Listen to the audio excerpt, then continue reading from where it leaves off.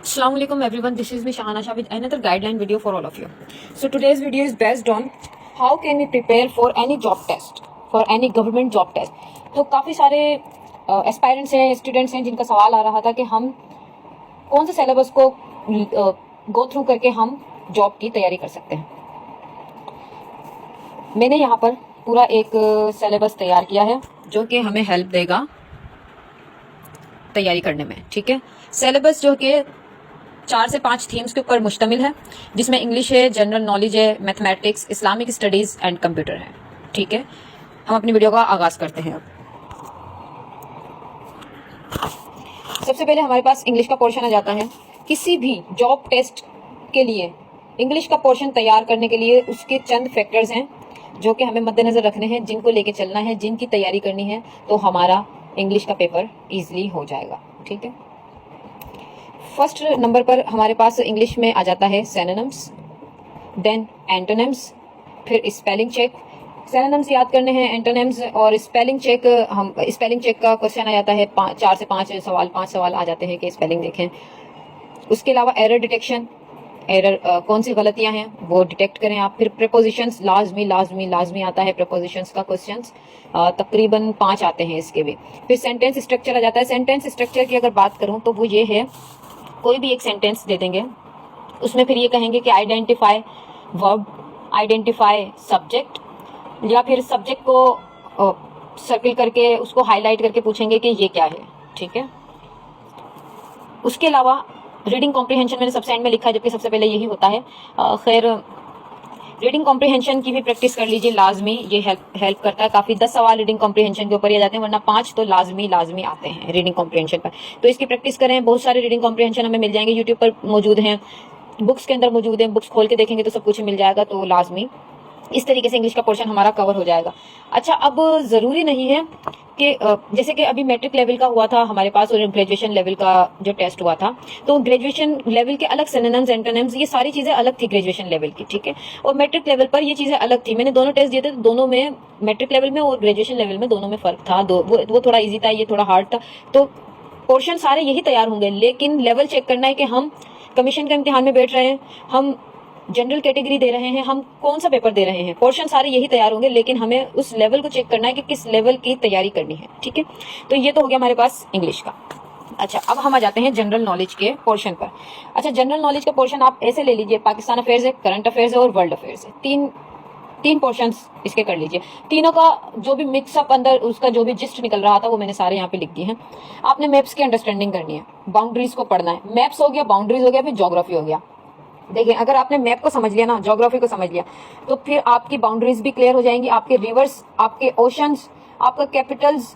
Map को आप एक बार, पाकिस्तान के मैप को आप एक बार रट लें, अच्छे से तैयार कर लें। आपकी बाउंड्रीज, आपके रिवर्स, ओशंस, कैपिटल्स। कैपिटल सिर्फ एक पाकिस्तान का कैपिटल तो इस्लामाबाद हो गया, लेकिन उसके अलावा बाकी और 4 सूबों के कैपिटल, 2 जो हमारे पास टेरिटरीज हैं उनके कैपिटल्स। ठीक है, तो एक बार अगर आपने मैप को अच्छे से तैयार कर लिया, फिर उसी के अंदर ही अगर हम माउंटेन रेंजेस को पढ़ लें, हमारे पास माउंटेन रेंजेस के अंदर कौन कौन सी रेंज आ जाती है?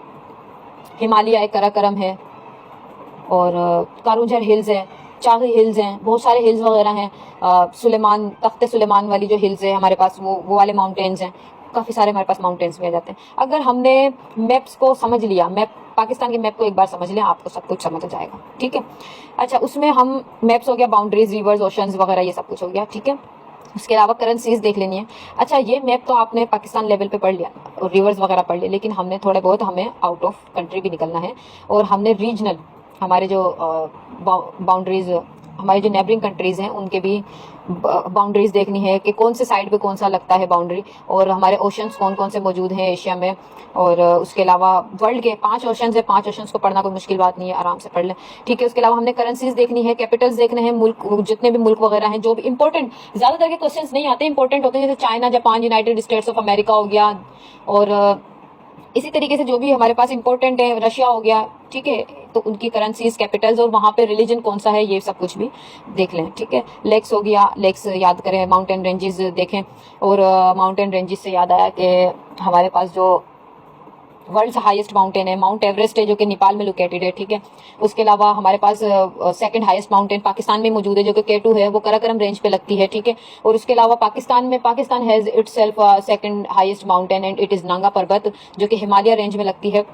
तो ये कुछ चीजें जो कि हमें देखनी है। जैसे गिलगित बल्तिस्तान में ही हमारे पास कराकोरम रेंज भी है और हमारे पास हिमालय रेंज भी है, जो कि दोनों ही हमारे पास हाईएस्ट माउंटेन पीक्स जो मिलते हैं वो गिलगित में ही मिलते हैं। तो इस तरीके से मैप को मैं ये कह रही हूँ, आपको मैप आप अच्छे से समझ लें तो आपको ईजी हो जाएगा जीके तैयार करना, ठीक है। अब आगे जाते हैं मोटरवेज, ये करंट का है, देखते हैं अभी।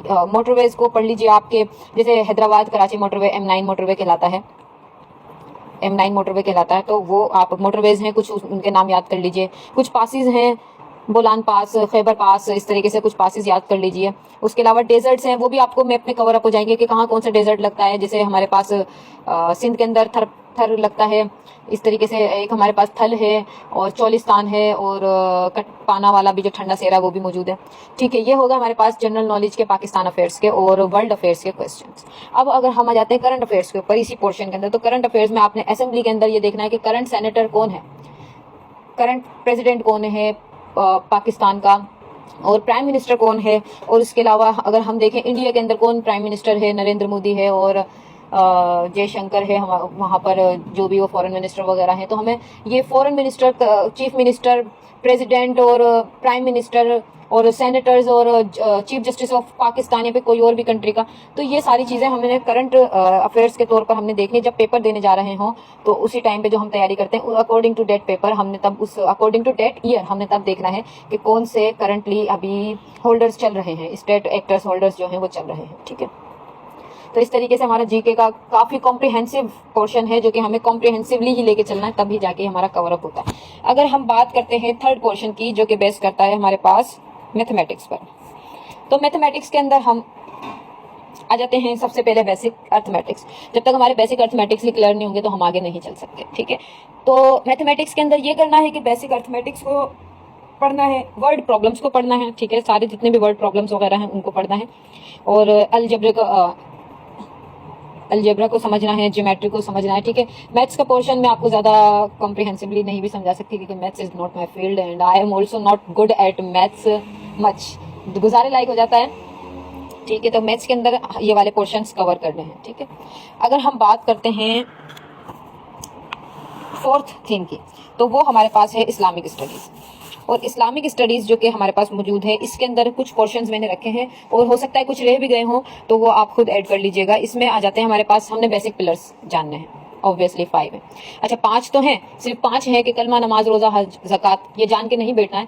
कलमा कब फ़र्ज़ हुआ, नमाज कब फ़र्ज़ हुई, रोज़ा, ज़कात, हज, ये सब कुछ। ज़कात के ऊपर अगर हम आ जाते हैं तो ज़कात में कौन दे सकता है, कितना फ़र्ज़ है, 7.5 तोला है, 52.5 तोला चांदी है, सोना है, उसका क्या है, ज़कात शर ऑर्डिनेंस वगैरह क्या है वो देखने हैं। कल में नमाज के हिसाब से देखना है। नमाज के अंदर ये वाली नमाज नहीं पूछी जाएगी कि असर के अंदर कितनी रकात है, बेसिक चीज़ नहीं, ऐसे पूछ लेते हैं सोलर इक्लिप्स की नमाज बताइए, नमाज कसूफ कहलाती है। इस तरीके से नमाज के थोड़ा डीप में जाके वो भी देख लेना है। बेसिक पिलर्स को भी आपने इस तरीके से देखना है, ठीक है।